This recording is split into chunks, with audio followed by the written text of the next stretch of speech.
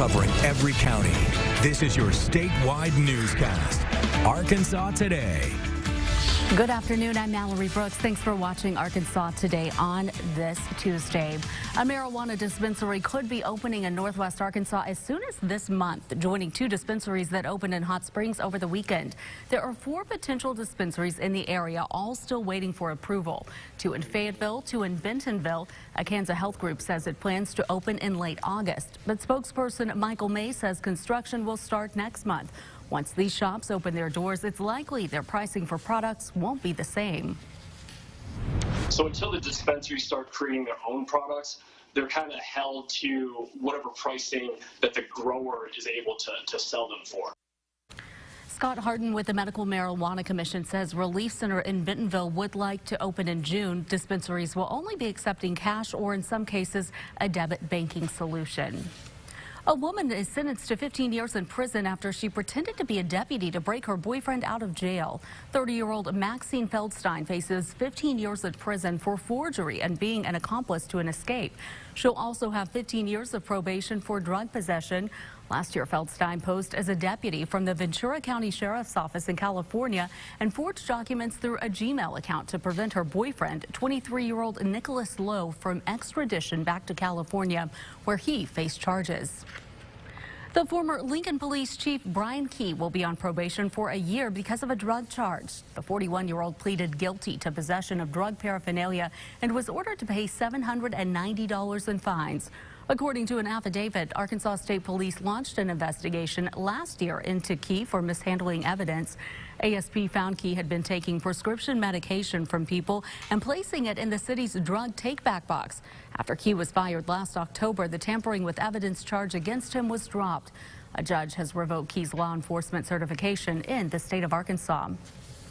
Secretary of State Mike Pompeo has arrived in Sochi for rare talks with Russian leaders. Pompeo landed in Sochi today, where he is expected to sit down for talks with Russian Foreign Minister Sergei Lavrov. He's expected to meet with President Vladimir Putin later this morning as well. Pompeo and Russian officials will hold talks on arms control, Iran, and Syria. Issues relating to increasingly tense U.S.-Russian relations are also on that schedule. An emotional day in court for actress Felicity Huffman on Monday. The Oscar nominee now facing possible prison time after pleading guilty to her involvement in that massive college admissions scandal. But what about the dozens of other parents charged in the case? Here's NBC's Miguel Almaguer. Excuse us, folks. Flanked by her brother, actress Felicity Huffman walked into court and pled guilty Monday, her voice quivering when addressing the judge. Fighting back tears, she stressed her daughter didn't know about her actions. Trying to regain her composure, Huffman answered, "Yes, Your Honor," when asked, "Are you guilty of the charge?" Huffman paid $15,000 for a proctor to boost her daughter's SAT scores. In exchange for her guilty plea, prosecutors recommended a reduced sentence, 4 months in prison and a $20,000 fine. But missing from Huffman's side, her husband, actor William H. Macy. He last appeared in court with her 2 months ago. While Macy was repeatedly named by prosecutors in the indictment, he hasn't been charged. Are you sorry for what you did, sir? Nearly half of the parents charged in this case are expected to plead guilty. But others have decided to fight, like actress Lori Loughlin and her fashion designer husband, Massimo Giannulli. The couple, who faces up to 40 years in prison, are accused of paying $500,000 in bribes to get their daughters into USC. According to People magazine, a source close to the family says the couple believes going to trial is their best chance for redemption and avoiding jail. But could that strategy backfire? Lori Loughlin is risking a substantial prison sentence by going to trial instead of pleading guilty. She may even end up pointing the finger at her husband. According to the indictment, when a high school guidance counselor raised red flags about the applications, Giannulli allegedly met with the counselor and shut down the concerns. That could make the parents seem less sympathetic to a jury, say legal experts, and more likely to receive a harsh sentence. Get out of the way. And that was Miguel Almaguer reporting. The next court hearing for Loughlin and her husband is set for June 3rd. Felicity Huffman is due back for her sentencing in September.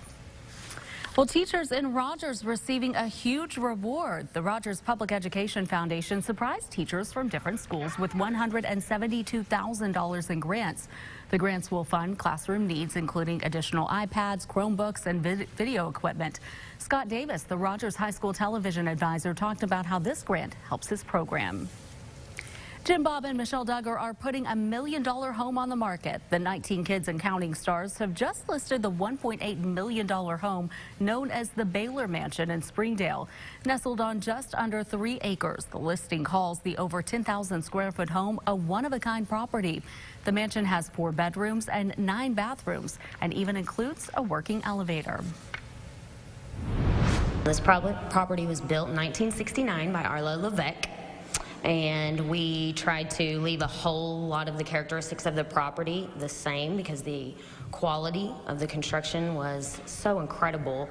We wanted to highlight it and bring it up to date. So this is the first time it is live on the market after the remodel. So it's had a full overhaul. The Duggars purchased it as one of 2 bank-owned homes and invested more than $1 million into the Baylor Mansion. Coming up, the Razorback golf team is close to